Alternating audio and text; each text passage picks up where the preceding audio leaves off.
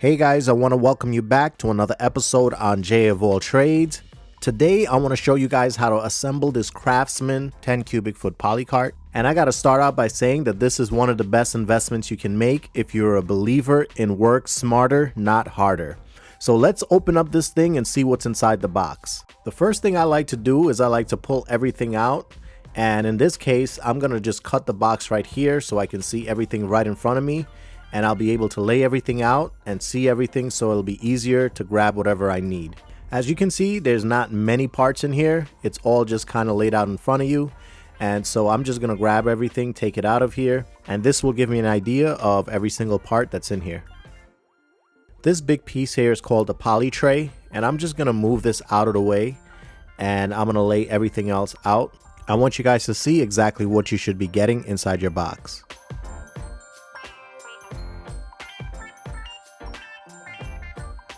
Here in this package, you're going to find a manual and instructions on how to put this together and all the parts.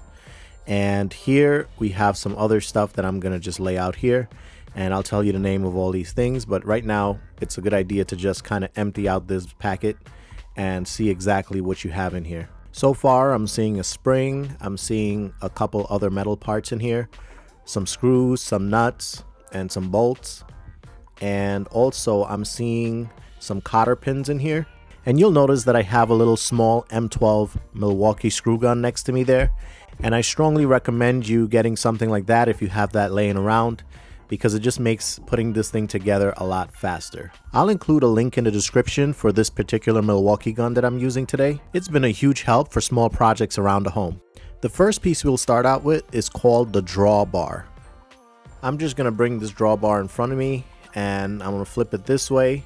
And I'll grab this piece, which is called the foot pedal, and just pay close attention in which direction I'm actually putting this in. And you're just going to pass it through this slot right here. And here I have this 5/16 hex bolt. It's 3 3/4 inches long. And what I'll do is I'll take these lock nuts here, and you see there's 2 of them. And what I'm going to do is I'm going to thread one on first and pay attention to where the locking part is facing. And we're just gonna put this on there, and then we'll pass it through one of the holes in the foot pedal. Keep in mind that this part of the process takes a little bit of adjusting, because we'll have to kind of tailor it to fit properly with this foot pedal. The idea is that the foot pedal will be sandwiched in between those 2 lock nuts, and that's how the foot pedal will be secured to this bolt. So here we have that this one nut here is going to be on one side of the pedal, and it's going to go through this hole here on the pedal. So it's on the lower hole of the pedal in the back here. So make sure that you put that in the right spot. And as you can see, this is where the adjusting comes in, as I was mentioning earlier. So here I'm just going to walk this bolt back this way so I can bring this back, and then I'll pass it through that hole. And then I'll walk this nut back again, because we want to center the pedal so that it's centered in between that slot. Now we're going to take the second nut and we're going to put that onto the bolt as well. And we're going to put this on the other side now, and we're going to lock the pedal into place.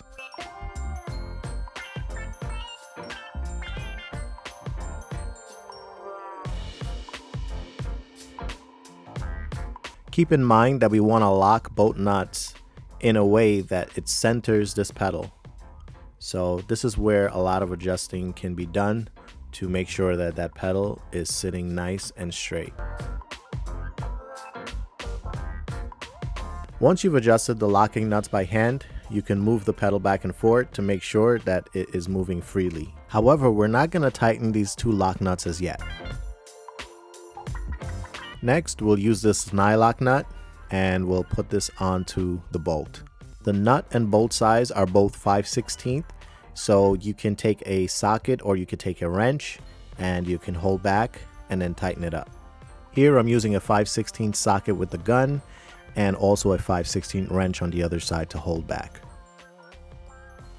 One thing to note here is that you don't want to go super tight on this. You just want to give the nut enough slackness so it can actually twist and turn. So here I'm just loosening it up again because I made it a little bit too tight, and now I'm just going to test it to make sure that I can actually turn that bolt back and forth. As you can see, it's allowing me to turn that. After doing this part, now you can tighten up these two lock nuts here, which are both 5/16 inch lock nuts. And we're just going to tighten that down onto the foot pedal. Doing it this way will allow the foot pedal to move in the way that it was designed to move. Here you just want to make sure that it's nice and snug, and here I just switched over to an adjustable wrench and a 5/16 wrench. So you can mix and match and use whatever tools that work. And here you can see that whole bolt actually moves back and forth as those two locking nuts keep the foot pedal right in place. This next part is called the extension spring, and this spring has a short side and a long side. The short side goes on this hole on the foot pedal, and the long side of this spring has to fit into that square and get hooked on that square. Here is a spring puller tool, and we're going to use this tool, which comes with this set, to pass it through this square here, and we're going to hook the long side of the spring onto the spring puller tool, and we're going to pull the spring straight through here and hook this long piece onto the square. And for this, you want to make sure you got everything moved out of the way, because there is going to be some tension here. You're just going to pull it and then hook it right there onto the square and remove your tool from the spring. You can always keep the tool to use for any other job that you happen to have a spring that you need to pull, but I'm sure I'll only use that once. So here you can see when I push against this foot pedal here, it is under tension now, and it just flings right back into position. Now we're going to flip the drawbar over, and we're going to be putting this little metal piece called a hitch bracket. And to make this easier, we're going to use this hitch pin and cotter pin, and we're just going to put it onto this bracket here, and it'll just help us to keep it in place so we can put the nut and bolts in here to secure it to the drawbar. This will just make your life a little easier by preventing this bracket from moving and shifting out of place as you're trying to secure it to the drawbar.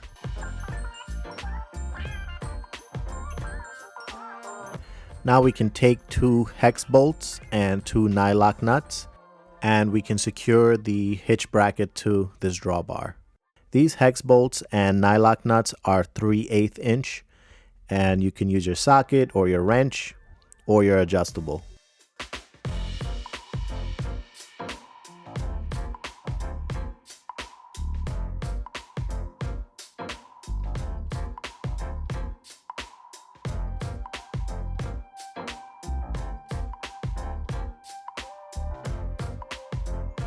Keep in mind, don't fully tighten the first bolt first, because what happened with me was when I went to put the second one in, it wouldn't go in because it wasn't lined up, and so I had to kind of loosen up this other one here to allow me to pass that bolt through, and then I was able to get everything tightened up.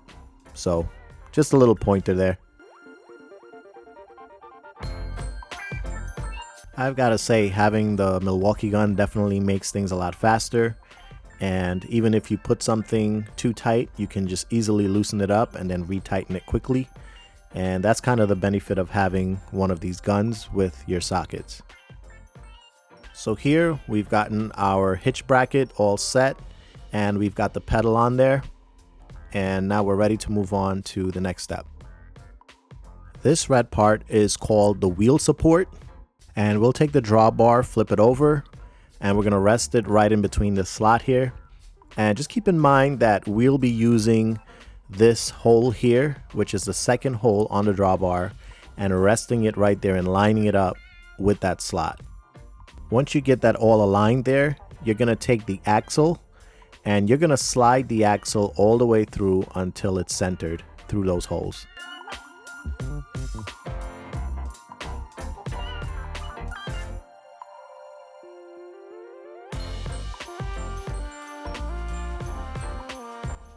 So you're going to have two of these, which are called axle keepers, and this axle keeper will be placed like this and up against the side of the wheel support.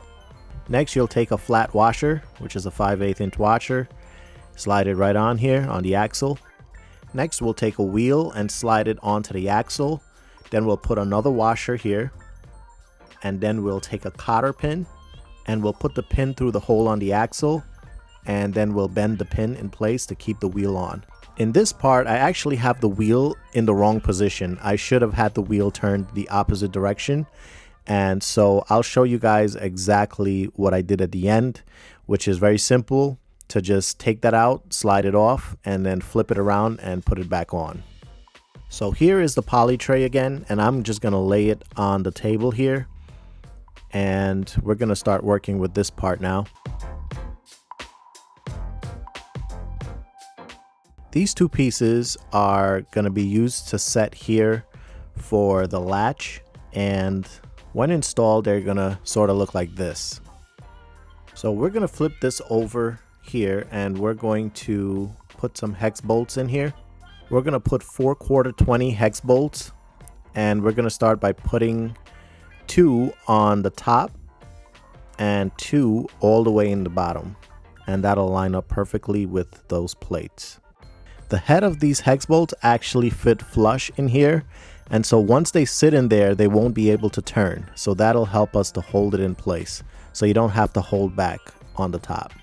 Now we're just going to flip this tray over, and we're going to start by taking this latch stand plate and lining it up with those bolts.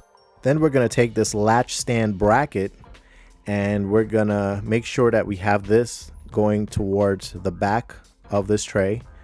And we're going to line it up with those bolts as well and sandwich that plate together there. Then we're going to put these nuts on here. And these are 1/4 20 nylock nuts.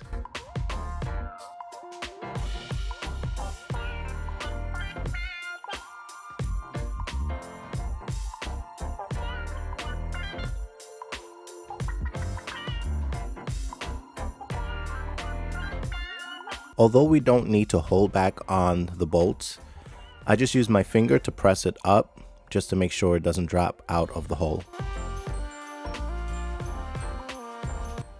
Now we're ready to attach the poly tray to the entire bottom piece. For this part, you're going to want to do this entire section on the floor.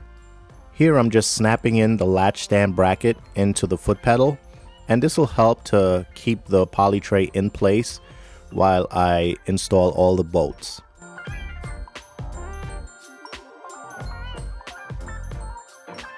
These bolts are all 5/16 hex bolts, and as you can see, the heads of these bolts also drop into the holder to prevent them from spinning when we're tightening them from the bottom.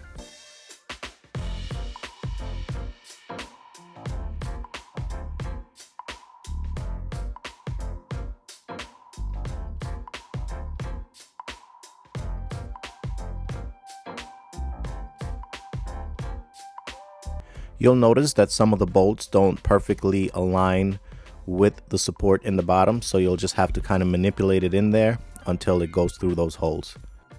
And once all the bolts are through, they'll look like this, and as you can see, they drop through the hole on the supports as well. And then we're going to put these nylock nuts on these bolts.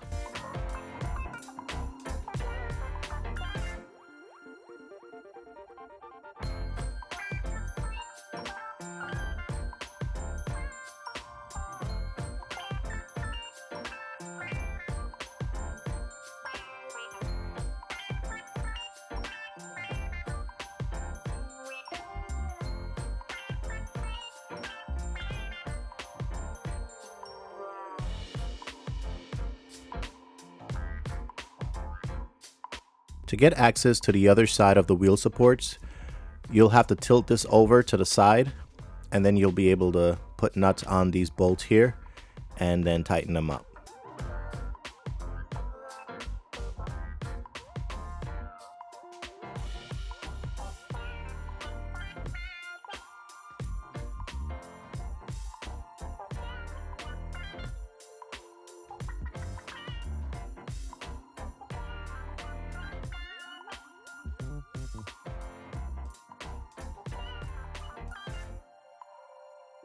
Now that you've gotten all those nuts on there, you're ready to take this cart right over to your riding mower, hook it up, and take it for a spin. So to hook this up, you'll basically drop it right in the back of your riding mower. Then you'd want to remove the hitch pin and also the cotter pin that holds the hitch pin in place. You'll bring it up to the hole in the back of your riding mower. Then you'll rest your hitch bracket right on top of the hole that is on your riding mower and drop the hitch pin right through there. And the last thing is sliding your cotter pin through that hitch pin to prevent that pin from coming out. As you can see, this is a pretty decent sized cart, and here you can get a full glimpse of just how big the cart is in comparison to the riding mower. And if you're looking to dump whatever you have in the cart, you'll use this foot pedal here, and now your cart can dump backwards. I use this feature quite often, especially when I'm doing mulch, and this makes any yard work that I do much easier and more efficient. I was actually pleasantly surprised at how much firewood I can actually load into this thing. This poly cart is actually rated to carry 350 pounds, and I put it to the test here, and it did quite well. These pieces of wood will be used as firewood this winter, and this cart is going to make it much easier for me to transport all my wood from here into the backyard, so I can carry it into the house a lot easier. So this is oak, and oak is extremely dense and very heavy wood. That's what makes it perfect to burn as firewood, because you get a lot of BTUs out of it. And so these pieces are about 15 inches long, and they're quite heavy when you start stacking them up. So if you like to work smarter and not harder, then this is the cart for you. Now there are similar carts that do sell on the market, and you can get a comparable size if you'd like, but I'll definitely drop a link in the description so you guys can purchase this cart if you like. But I can definitely say that this was a great investment, and personally I wouldn't go for anything smaller than this size because of the type of work that I need to do in my yard. This cart also has great mobility over bumps and holes, which I really like, and that's due to these large 14-inch wheels. And earlier when I showed you guys how I installed the wheels, I showed you that I installed these backwards. And if you install these tires backwards, you'll notice that the valve here, the Schrader valve, is on this side, and as you turn this wheel, it's actually jamming up against that support. That will damage the Schrader valve if you run it that way, and it's also very hard to put air in the tire when the Schrader valve is on the inside. So when you're first installing these tires, just make sure that they're turned the right way, where those Schrader valves are facing outwards. Now here I bought a replacement which can easily be found on Amazon, and I'll include a link in the description for these replacement tires just in case for some reason your tires get damaged. And it's very easy and simple to install them right back on here. Just remove that Schrader pin and put them right back in place. Again, these are 14-inch tires and they're about 4 inches wide. You really don't want to change the size of these tires to anything smaller, because that will change the rating as to how much weight this cart can actually carry. I want to thank you guys for joining me today. Please remember to like and subscribe to my channel so you can continue to get more videos like this one. And I'll see you guys on the next one.